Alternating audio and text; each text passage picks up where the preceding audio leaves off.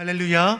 우리 귀하고 복된 주일입니다. 예배의 자리에 나오신 성도님들을 환영하고 축복합니다. 우리 곁에 계신 분들과 우리 밝은 표정으로 또 반갑게 두 손 들면서 인사하겠습니다. 잘 오셨습니다. 반갑습니다. 잘 오셨습니다. 반갑습니다. 잘 오셨습니다. 갈수록 이제 무더워지는 날씨이지만 몸과 마음이 상하지 않을 수 있도록 여러분 삶의 자리를 늘 주의 은혜 가운데 늘 건강하게 잘 세워가기를 소망합니다. 6월은 태신자 작전 사역과 영혼 구원을 위해서 함께 기도하고 있습니다. 우리가 품은 영혼을 위해 끝까지 기도함을 통하여 영혼 구원의 결실을 아름답게 맺기를 바랍니다. 여러분이 태신자 작전 카드를 통하여 제출해준 그 이름들은 강단 양쪽에 생명의 꽃으로 아름답게 장식이 되었습니다. 장식으로 끝나서는 안 되는 것이죠. 우리가 끝까지 기도함을 통해서 이 이름들이 하나님 나라 생명록에 반드시 기록될 수 있도록 여러분이 주신 그 생명의 사명을 온전히 감당해낼 수 있기를 소망합니다. 아직 적지 못하신 분이 계시면 꼭 적으셔서 한 영혼을 마음에 품고 기도하기를 동참하시기를 바랍니다. 우리 곁에 계신 분들과 다시 한번 이렇게 인사하겠습니다. 하나님께서 지키시고 도우십니다. 하나님께서 지키시고 도우십니다. 아멘이시죠? 하나님께서 지키시고 도우십니다. 얼마나 우리를 사랑하시는지 예수님께서 이 땅 가운데 보내셔서 우리를 대속하기 위해서 제물 삼아 주셨습니다. 사망 권세 이기고 다시 사셨을 뿐만 아니라 오늘 본문의 말씀에 이제 승천하시고 올라가실 때 또 뭘 약속하십니까? 하나님께서 기다리라 하신 보혜사 성령님을 받으라 라고 말씀하는 것이죠. 그래서 우리와 영원토록 함께 하실 것을 약속하시는 것이죠. 우리는 홀로 살아가는 인생이 아니라 성령 하나님과 날마다 동행하는 그런 복 있는 걸음임을 믿습니다.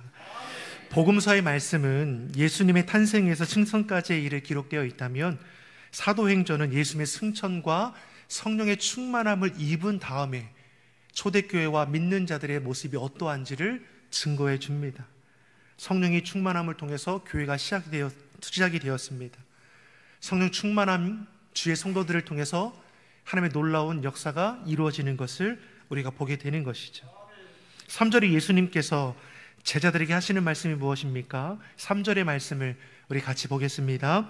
그가 고난받은 후에 또한 그들에게 확실한 많은 증거로 진히 살아계심을 나타내사 40일 동안 그들에게 보이시며 하나님 나라의 일을 말씀하시니라. 아멘. 고난받은 후라는 것은 십자가 고난, 죽음의 사건을 가리키는 것입니다. 예수님께서 인류의 죄를 대속하기 위해서 십자가에서 못 박혀 죽으셨습니다. 그리고 3일 만에 다시 사심으로 죄와 사망의 권세를 이기셨습니다. 다시 사신 예수님께서는 승천하시기 전 40일 동안 제자들과 함께 저들 곁에 머무면서 오직 한 가지를 가리키셨습니다. 그것이 무엇입니까? 하나님 나라입니다. 예수님은 믿는 자들에게 확실한 많은 증거를 보이셨고 참된 길을 가르쳐 주시는 것이죠. 당시 예수님을 따르던 무리들은 어떠한 자라고 기록하고 있습니까? 소외받던 자들입니다. 죄인이라 손가락질을 받던 자들, 병든 자들, 낙심되고 소망이 없었던 자들이죠. 그러한 자들이 주님 안에서 참된 소망을 품게 되었습니다.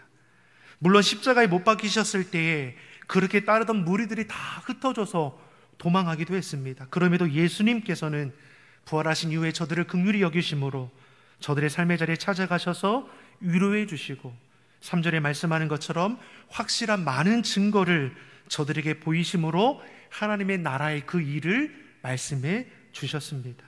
이처럼 예수님은 부활 전이나 부활 후나 다르지 않습니다. 마지막 순간까지 하나님의 나라, 영원한 생명을 품을 것을 가르쳐 주시는 것이죠.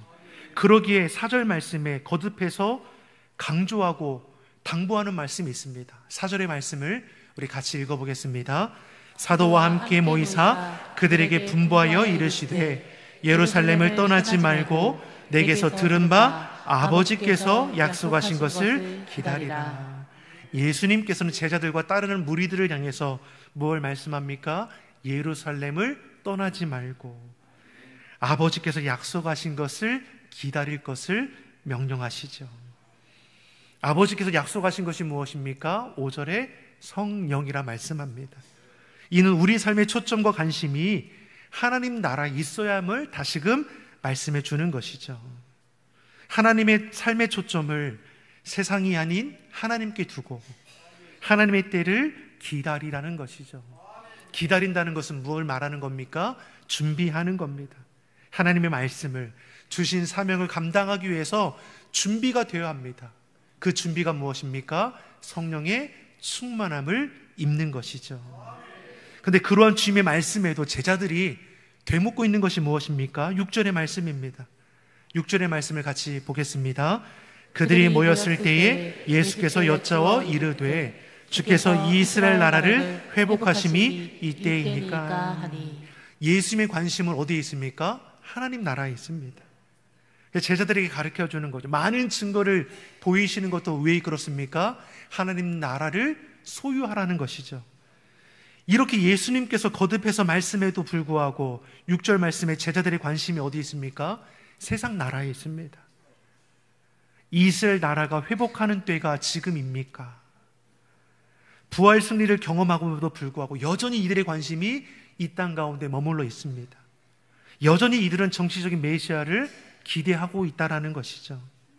이러한 잘못된 초점의 마음과 생각을 빼앗기는 제자들에게 예수님께서는 이렇게 말씀하는 것이죠. 7절의 말씀입니다. 7절의 말씀, 이르시되 때와 시기는 아버지께서 자기의 권한에 두셨으니 너희 알 바가 아니요. 아멘. 때와 시기는 누구에게 있습니까? 하나님께 있죠. 너희 알 바가 아니라는 것이죠. 세상 나라에 관심이 있는 너희에게, 제자들에게 예수님께서 뭘 말씀합니까? 세상 나라 주관하는 것도 여호와 하나님이시니 너희들의 마음과 생각에 그 관심이 하나님께 집중할 것을 말씀하는 것이죠. 예수님은 땅의 것이 아니라 하늘의 영원한 것을 바라보라 말씀합니다. 예수님께서는 부활하시고 승천하시기까지 제자들과 함께 하시며 그들의 시선이 세상이 아니라 하나님께 있기를 가르치셨습니다. 썩어질 일시적인 가치가 아니라 영원한 것을 마음에 품으라는 것이죠. 잠깐 머물 세상이 아니라 영원하게 거할 하나님 나라를 소유할 것을 거듭해서 말씀하십니다. 예수님은 사망 권세 이기고 다시 사셨습니다. 놀라운 승리를 보이셨습니다. 그리고 이 땅을 살아가는 믿는 자들의 삶도 주님 안에 승리함을 가르치십니다. 물론 이러한 승리의 삶은 거저 이루어지는 것은 아니죠. 이를 위해서 준비해야 합니다. 예수님께서 기다리라 말씀했습니다. 성령의 충만함을 받아야 합니다.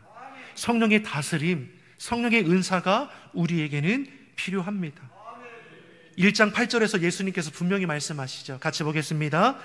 오직 성령이 너에게 임하시면 너희가 권능을 받고 예루살렘과 온 유대와 사마리아와 땅끝까지 이르러 내 증인이 되리라 하시니라. 아멘.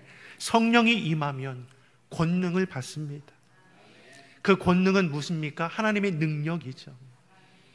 하나님의 능력을 받으니 내게 주어진 그 사명의 자리를 우리는 기쁨으로 감당할 수 있습니다. 내 증인, 하나님의 사명을 온전히 감당할 수 있습니다.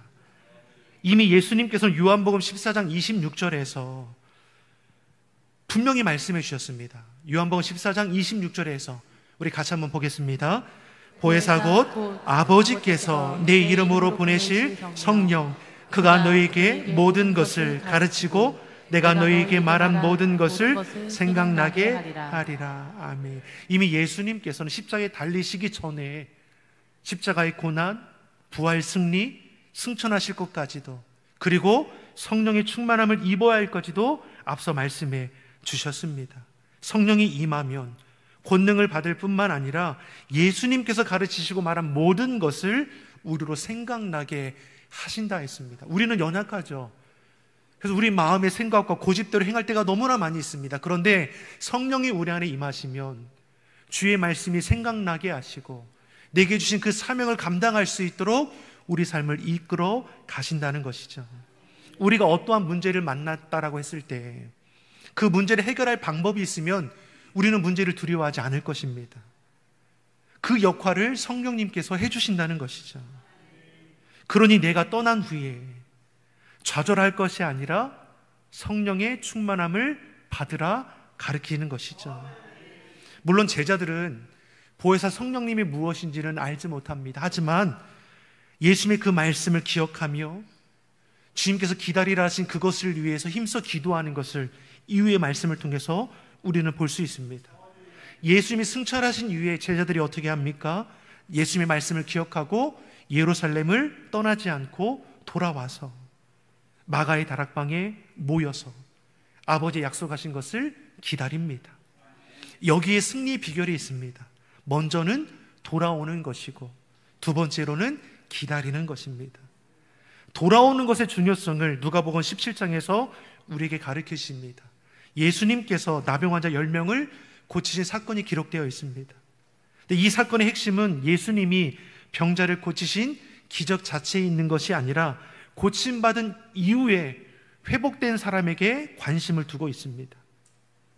우리의 삶도 마찬가지이죠. 주님의 놀라운 은혜, 기적을 경험한 것 그 자체가 중요한 것이 아니라 그 이후에 우리 삶의 모습이 중요하다는 것이죠.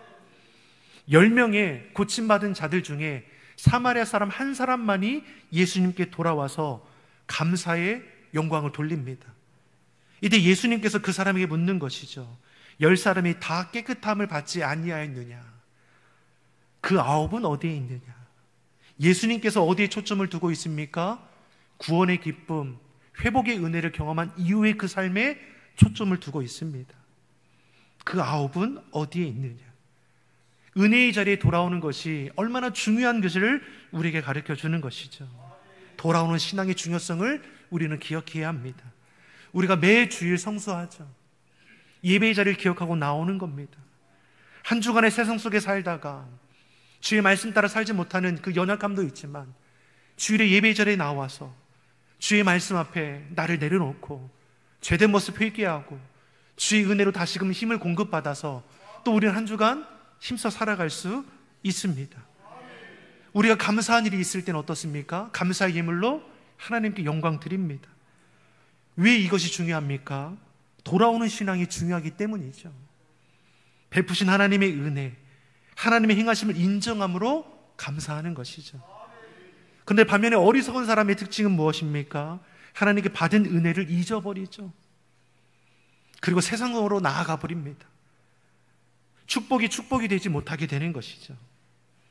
하나님께 주신 은혜와 능력 가지고 그 삶이 회복되었음에도 불구하고 하나님께로 돌아오기는커녕 세상 가운데 허랑방탕하게 살아갑니다.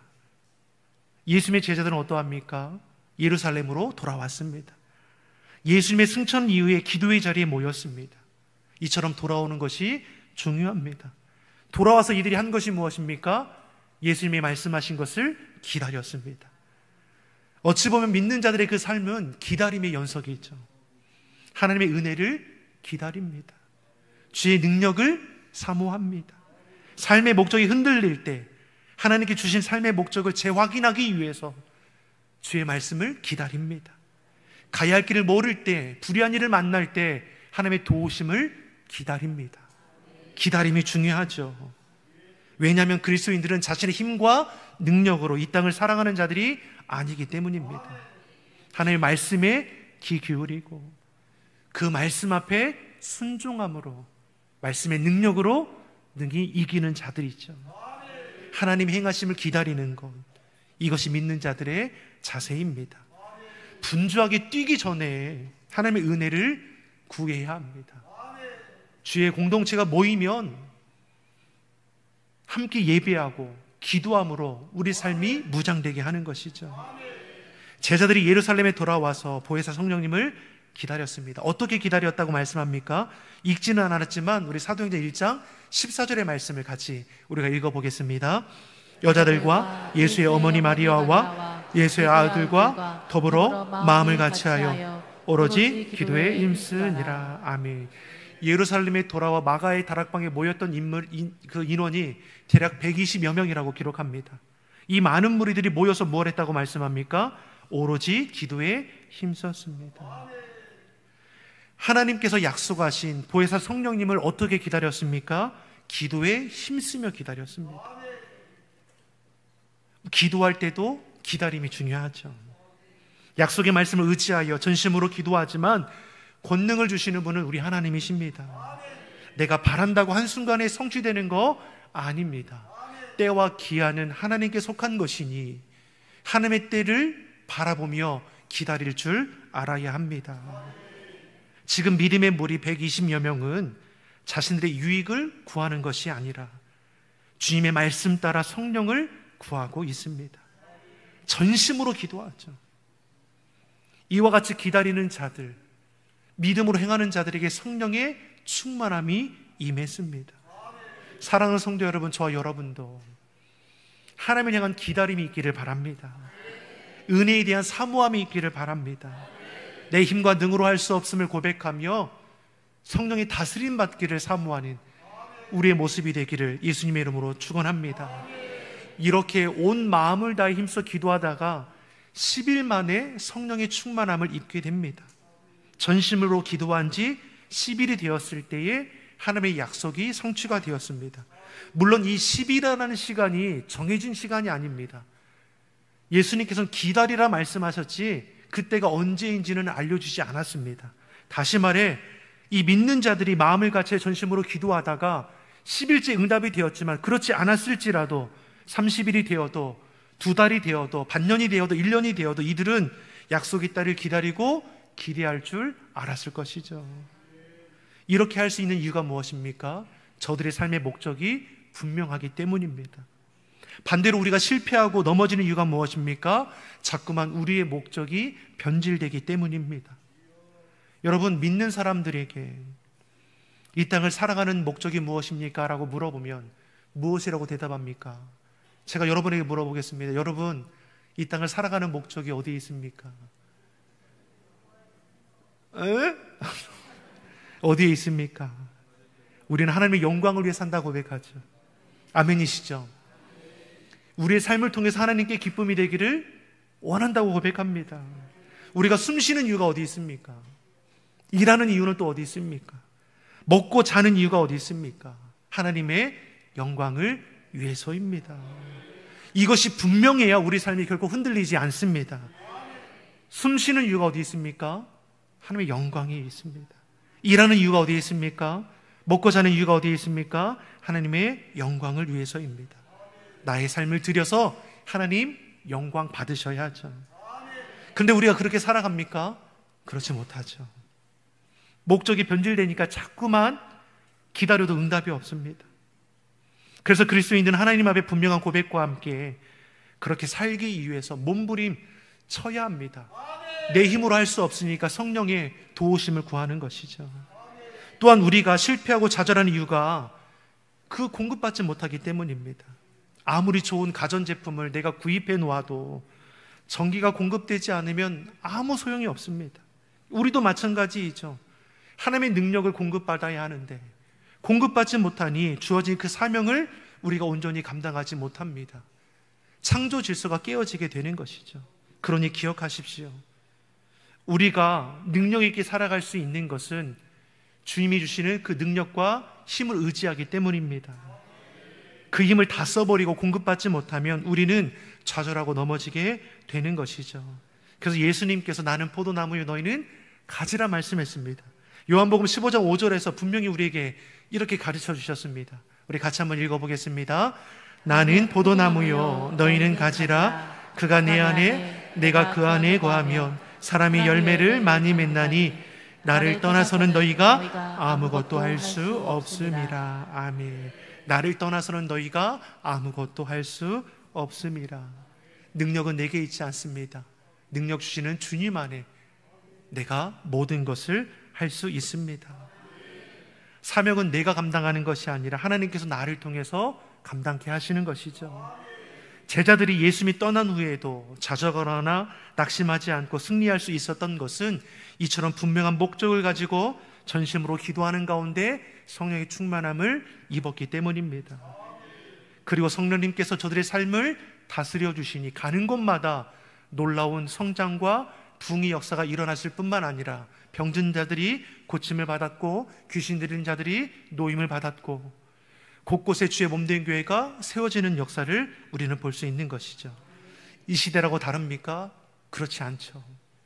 성령의 다스림 받는 저와 여러분을 통해서 자리는 그곳마다 성령의 놀라운 역사가 이루어갈 줄 믿습니다. 그러게 성령의 은혜를 사모하시기 바랍니다. 분명한 목적을 가지고 우리도 전심을 다해 기도하고 삶의 모든 자리에서 하나님께 영광이 되기 위해서 몸부림치는 삶이 되기를 좋으신 예수님의 이름으로 축원합니다. 기도하겠습니다. 좋으신 아버지 하나님, 삶의 염려, 두려움의 문제들 앞에 낙심하여 넘어지는 자가 되지 않게 하시고 오직 주님 안에 거함으로 주님이 공급해 주시는 힘과 능력으로 승리하는 걸음이 되게 하여 주시옵소서. 세상 헛된 것으로 나아가는 신앙이 아니라 주님께 날마다 돌아오는 신앙이 되게 하시고 간절히 구하고 찾을 때 성령으로 충만함을 통하여 성령의 다스림 받아 승리하는 믿음의 사람, 성령의 사람들이 되게 하여 주시옵소서. 감사드리며 예수님의 이름으로 기도드립니다. 아멘.